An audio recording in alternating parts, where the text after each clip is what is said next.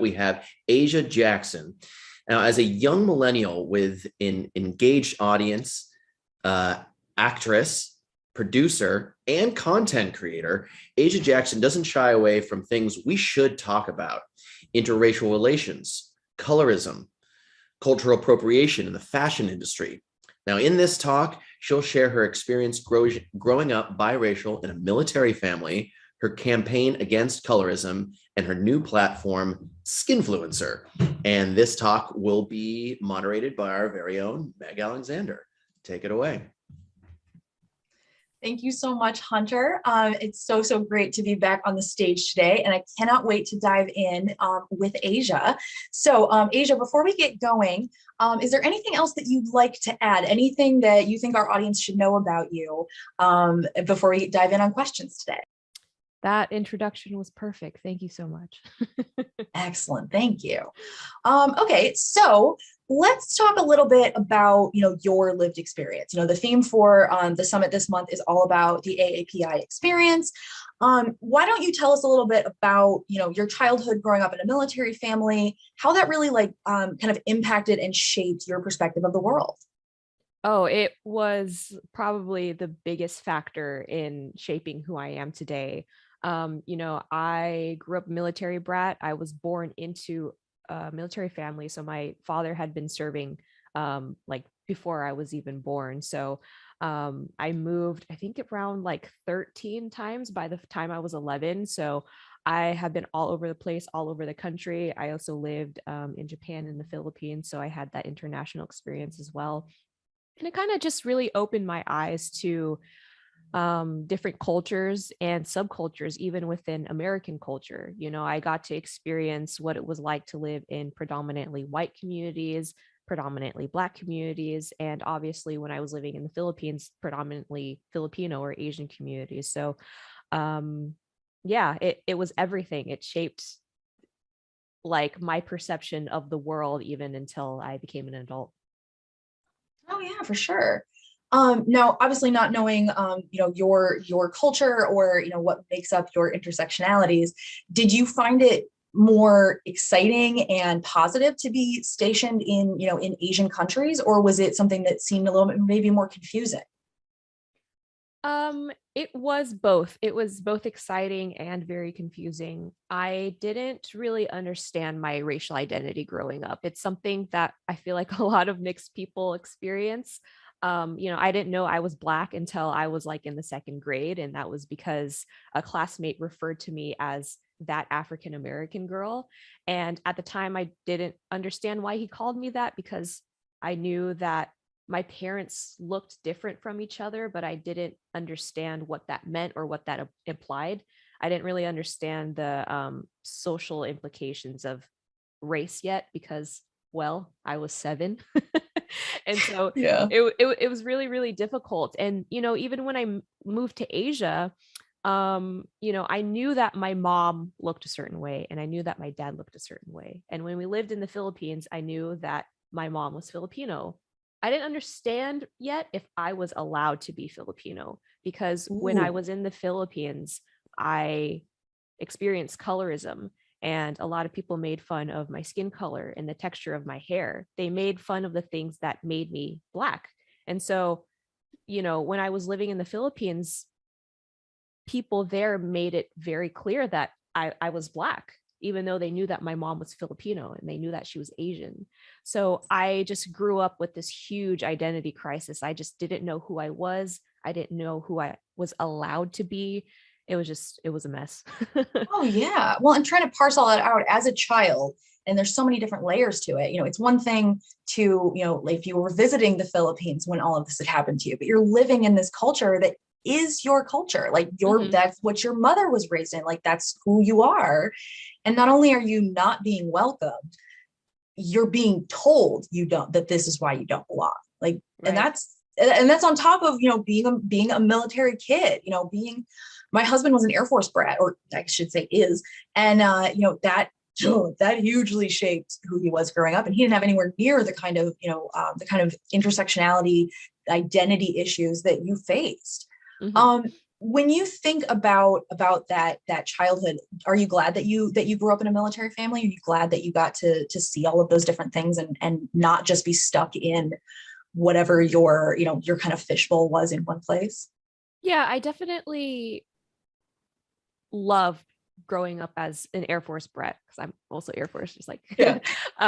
but it was difficult for the reasons that I just explained, but it Yeah. also just opened me up to different perspectives. You know, I met people of different backgrounds throughout all the places that I lived in, and that's not something that I would have experienced had I just, you know, stayed in one place for, you know, the majority of my life. So I greatly value my time as a military brat. Awesome.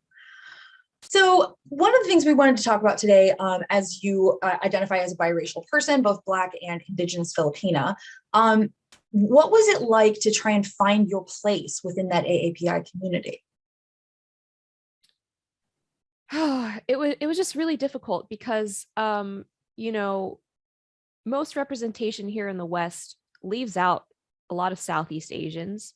Most representation here, even when you look at the big movies like Shang-Chi or Crazy Rich Asians, or even the Joy Luck Club, that was all focusing on East Asians, specifically China. And so a lot of people don't realize that Filipinos are Asian. They Yeah, don't yeah. know. My best friend's husband is Filipino, and it's one of those cultures you don't get exposed to nearly enough. Oh my God, the food Mhm. alone. But like, yeah, there is a very, I mean, it's probably not just a white perspective, but there is a lot of kind of stereotyping and disregarding. You know, I was not raised to think that people who live in India are technically Asian. I was, you know, that wasn't a thing that was told at all. So yeah, I Mhm. mean, that makes a ton of sense. Yeah, and you know, even though we're like one of the largest diasporas in the US, you know, 1 in 4 Asians is Filipino. Like there's a lot of us in this country. But for some reason, you know, we're just not being represented adequately. And I think one of the problems with AAPI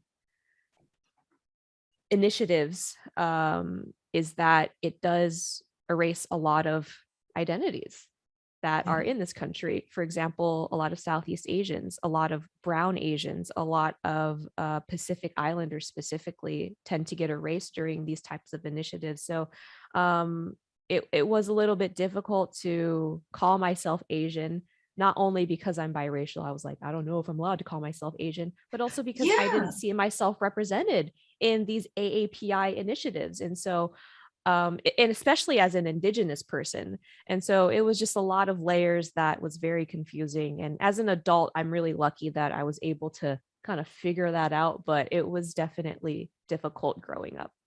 Oh yeah. Well, and never mind the fact that like you're trying to navigate that sense of identity. You are not you're not static, right? You're not living and growing up in one culture, like and one environment forever.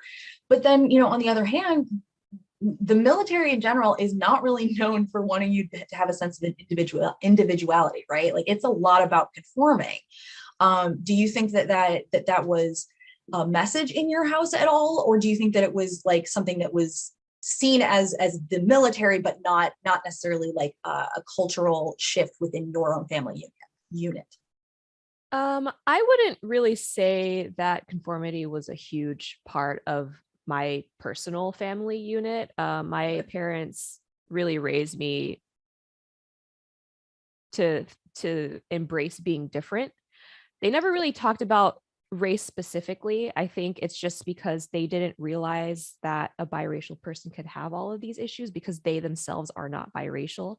And so they never really talked about it growing up, when I was growing up. And I never really asked them about it either because I didn't know what to say. I didn't know how to handle that conversation being a young person, asking your parents, like, what am I? Like, it was just never something that I wanted to do. Um, It's a so weird yeah. thing to ask. Like you not even like weird for you, but like it's a weird thing to think about asking, right? I Yeah. mean, Yeah. I keep hearing that echo in my head of like what you said about like you weren't sure what you were allowed to say or allowed to call yourself. And I feel like it's really important to highlight that because people that maybe are not inside that tent with you also feel like a lot of like kind of weird, like, well, how, like, is that okay for me to say, or is it not? It's like, well, that's not just unique to you. That's the human condition. We're all trying to figure this out. Yeah. What was that conversation or like that inner dialogue like for you when you were trying to decide, like, can I call myself Asian? Can I call myself Black? Like, what did that development look like for you? Well, when I was growing up, like when I was in high school, for example, when I went to high school in Long Beach, California, and it's a very diverse city. And so this was the first time that I saw a lot of mixed people, and they were a lot more comfortable identifying as both races than in places previously that I've lived in. And so I saw that and I internalized that. I was like, oh, that's really interesting that there's people who are similar to me that are able to embrace that. But I didn't really embrace both facets of my identity until I was like in my late teens, early 20s, like after I graduated high school. And it was kind of like I had to like train my brain a little bit to identify. Like I would literally wake up in the morning and be like, yeah, I am Black and Asian. And it's something that you really have to tell yourself constantly. Like it has to be a constant like inner dialogue for you to believe it yourself, because I grew up with people telling me that I wasn't this or I wasn't that. And as an adult trying to embrace both, I had to tell myself that I was both. Like, even if I was just talking to myself, I just had to tell myself that, yeah, I am Black, I am Asian, I'm allowed to be Black, and I'm allowed to be Asian. Oops, sorry, I muted myself. We got construction going on in the neighborhood. So no, I think that's absolutely fascinating. And it's really interesting that, you know, it took that. Do you think that it was like do you think that shift finally happening for you? Do you think that was more because of like moving on and kind of like that moving through stages of your life? Or do you think it was something that was more internal and you just needed to spend a certain amount of time with it for yourself? I think it was both, you know, as a teenager, you just don't know who you are, period, like regardless of your racial identity. So like you just don't know who you are. And so I think it was a combination of just maturing as a person and kind of figuring out who I was outside of my race, like who am I as a person, but also like figuring out who I was, like what is my racial identity? What is my cultural identity? How do I navigate this world? And, you know, especially like working with the general public, I also got another experience of, you know, how are people treating me based on what they see? And so that all, you know, kind of compounded together and helped me like form an idea of who I was. Okay. Now, I want to kind of branch out a little bit here and talk about your YouTube series. It's called Tracing the Trend, and you discuss things like cultural appropriation in fashion. Now, I feel like this has been something that has been a thing for a very big time. I mean, I remember hearing stuff about it, I remember hearing the term cultural appropriation used probably most famously when the Kardashians decided to call them boxer braids. But like it's definitely something that's growing, and it's a topic, like I talk to my mom about this a lot. She'll call me and be like, hey, this outfit's really cool. Is that appropriation or not? So knowing that so many people are interested in this, for you, what do you think are some examples of that cultural appropriation in fashion, in style, that we're seeing these days? So cultural appropriation is such a complex thing, and it was originally coined in the 90s in academia. And so the problem with a lot of these terms is that when it reaches mainstream, it's often removed from its original purpose or what it was originally created for. And I think that's really what happened especially throughout these past few years. You know, there's a lot of TikTok teens talking about it, but in a way that is so totally removed from its original usage. And I think that is part of the reason why a lot of people don't really understand what cultural appropriation really is. For example, just in my opinion anyway, I think that someone going to Korea and wearing hanbok to take photos, a lot of some people would call that appropriation. I don't think that's appropriation at all. I think that's an appreciation of the culture. You're visiting the country, you're wearing their traditional garments, and you're taking a picture in it because you want to appreciate what it is. An example of appropriation that I would consider appropriation is when you take something from a culture that you are not a part of and you exploit it for profit or for social capital, something like that. When there's exploitation involved, that's when I definitely consider it appropriation. And a lot of people aren't they're not aligned on the same definition of what appropriation is, just because it's grown so many heads throughout the years. So that's kind of the reason why I wanted to explore this topic of cultural appropriation in fashion and in music, because it's a term that has grown so wild, it's grown so many heads. And I kind of just wanted to explore it and kind of be like, who gets to decide what is appropriation or not? I'm not sure if I have an answer. And in the documentary, I didn't find a clear answer, but I wanted to explore it and bring it to a wider audience for sure. Oh yeah, of course. And I like what you're saying about kind of bringing in music into the mix, because so much of especially music within the last several decades, sampling has become huge. And so it's one thing to have like an influence or have like a sound that you like or something, but that idea of sampling and taking something from a different, from one culture in moving it into a different genre or whatever, it's like the idea is awesome, but like there has to be respect done with it. Do you think that there's like even like a couple like check boxes of like, make sure you're doing this or make sure you're not doing this? I think in the documentary, one of our guests, Sophia Chang, she's called like the first Asian woman in hip hop. She managed members of Wu-Tang. She's awesome. You guys have to like watch her stuff and like read her book. She is like, just, I want to be her when I grow up. Oh my She's God. just amazing. But I think in that documentary, she said something along the lines of, here are the 3 markers of appropriation. Sorry, there's like sirens going on, but here are the 3 markers of appropriation: degradation, denigration, and disrespect, or something like that. And if you are disrespecting the culture that you're taking from, if you're exploiting the culture that you're taking from, and you're denigrating the culture that you're taking from, those are markers for cultural appropriation. And I totally agree with that. I think there's a very fine line between appropriation and appreciation. And I would say that those are definitely some of the markers. Yeah. I like that idea of kind of talking about, is it a positive reflection on the culture or is it not? And that idea of like, kind of, are you commercially benefiting from this without attribution, without, saying like a certain percentage of proceeds goes to this artist because that's who I was inspired by or whatever.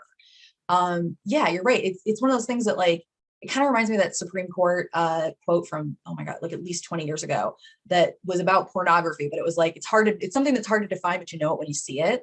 And it kind of strikes me along the same way. But you're right, like there is no one definition. A lot of people are going to have very, very different ideas of what's appropriation. Wearing a kilt around is not, I mean, technically, I guess that is appropriation of Scottish culture, but it's also not something that's very widely seen as negative. It's just not. But then when you think of like Coachella, however many years did we see pictures of usually white women going to Coachella with a type of like indigenous headdress on or something.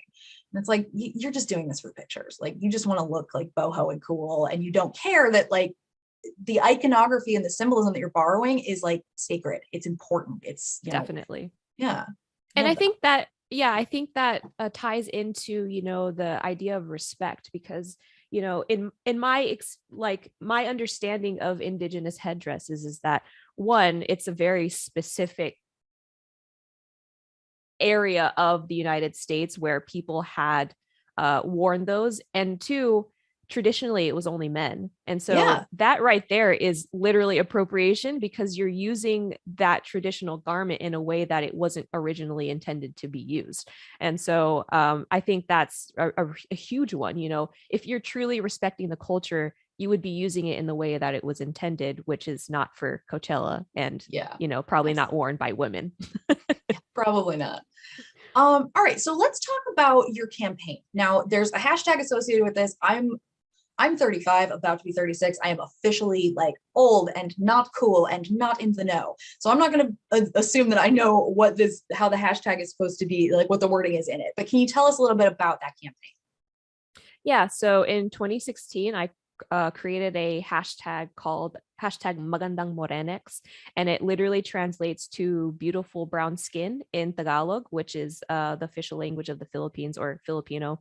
And I created it in October of 2016, and October is the official Filipino American Heritage Month here in the United States. And so during October 2016, I was in my bedroom at my dad's house, and I was like, I wonder how I can like get the community involved in celebrating this month. Like, I don't want to just be like, hey guys, happy Filipino American History Month. I wanted to get the community involved in something. And while I was brainstorming, I was thinking about when I was living in the Philippines, how I was bullied for having darker skin. But I knew that wasn't an experience that was unique to me, because there are Filipinos that are darker than I am, that are not mixed with Black, that were also bullied for having darker skin. And so I wanted to create a campaign against colorism. I wanted to kind of create a shift in the culture and kind of tell people that it's okay to embrace being brown. It's okay to be brown. And that's what I created in 2016. And then it totally went viral over the last couple of years. And I'm just really glad that it created so many conversations about what colorism is and what we can do to dismantle it. That's wonderful to hear about. And you're right. I mean, colorism is definitely something that, you know, we hear more and more about, right? It's definitely a thing within the African American community. It was hugely a thing in America, like towards the end of slavery and right after the end of it. And it is, you know, it's one of those things that you're right. Like we need to talk about, because if that's the rubric, or that's what the yardstick that you're using to kind of judge people, like, no, we're in like the 20s right now. We don't need to be doing this anymore. Yeah. Yeah, that's wonderful. All right, we only have about 8 minutes left, and I want to encourage anybody, if you have questions that you'd like us to ask Asia, please feel free, throw them in the chat there. But one of the things that I wanted to talk about a little bit is your platform. It's called SKNFLUENCR. I'll put the spelling in the chat so y'all can take a look and find Asia. But let's talk to us a little bit about it. Tell us about your platform. Yeah, so SKNFLUENCR is a editorial, like digital media platform that I'm launching this month, actually. And its goal is to explore beauty and fashion at the intersection of race, identity, and culture. So it's kind of an extension of things that I've already been doing on my platform, you know, especially with tracing the trend on YouTube and just like talking about colorism and things like that and how it relates to beauty standards. And there's so much that we can learn about beauty trends and fashion trends. Where do these trends really come from? You know, they don't exist in a vacuum. They're always historically, all beauty trends and fashion trends have been intimately tied to politics or current events or things like that. You know, even when you look at the COVID-19 pandemic, we saw a huge shift in beauty trends from makeup to skincare. A lot of people had a lot more time at home and had a lot more time with themselves to focus on skincare. And that's just like one like micro trend that we see in the big, you know, vast history of mankind. But it's just like really something interesting to think about, like, where do all these trends actually come from? And with SKNFLUENCR, I really want to explore that with my audience. Oh, I can't wait to start following along with this, because it reminds me really strongly of all the things that I loved about art history when I was in college. Don't worry, that degree is mint condition, never been used. But yeah, it was one of those things where like going back and seeing like all of the history and the politics, the culture, what impact that had on the art, and then what impact the art had on it. And you're right. I mean, it's absolutely, I mean, honestly, even more so applicable to things like fashion and clothing, makeup, all of that personal style, all that kind of thing, because like they are greatly influenced, and it's something that you experience in your daily life. Not everybody marinates in going to museums or, looking at art, but like everybody wears clothes, generally speaking. Yeah, right. Yeah. So what's one of the first things that you tackle when you're, on the SKNFLUENCR like platform? What's one of the big things that you went after first? Yeah, so I have created a bunch of content to launch. So when it actually launches, you'll have 3 podcast episodes. You'll have some articles to read and some interviews to read as well, which I'm really excited about. But one of the first couple of topics that I tackled is the political nature of hair, the political nature of the afro. Yes. Where did that trend come from? Because when we think of the 70s, we think disco, platform shoes, and afros, and Big it's hair. like, Yeah. where did the afros come from? They kind of just like came out of nowhere. In the 60s, everyone's hair was this very sleek and smooth, but where did the afro come from? And it was very political. And so we talk about that in the first podcast episode. In episode 2, I talked with my best friend Josh Liu, who was actually Ariana Grande's hairstylist. But what? Yeah, Josh is gender nonconforming, and so I wanted to talk to him about gender identity and how that influenced his fashion and influenced the way that he presents himself. And yeah, we just got a lot of really great stuff going on, and I'm just really excited for you guys to see it. Oh, excellent. Yeah. I'm thinking back into, kind of the 70s style. I am, you are reminded of like kind of a very like specific aesthetic. But yeah, it is absolutely fascinating when you take a look at, cultural shifts like the Black Panther Party and Afrocentrism being more of a thing within the community. Plus you have the cool factor, right? Like people want to do what's cool. And sometimes that's something that is within their community and sometimes it's not. Right. So yeah, oh my gosh, this is exciting. I cannot wait to listen to this. Sandra she just commented in the chat thread saying, as the parent of biracial children and one biracial grandson, I appreciate this talk so much, wishing you continued excellence and success. So feeling the love for Asia here. Thank you so much. I love it. All right, so we only have 3 minutes left. What do we need to know? What links do you want to share with us? Like, what can we share with the audience so that they can keep following and supporting you and what you're doing?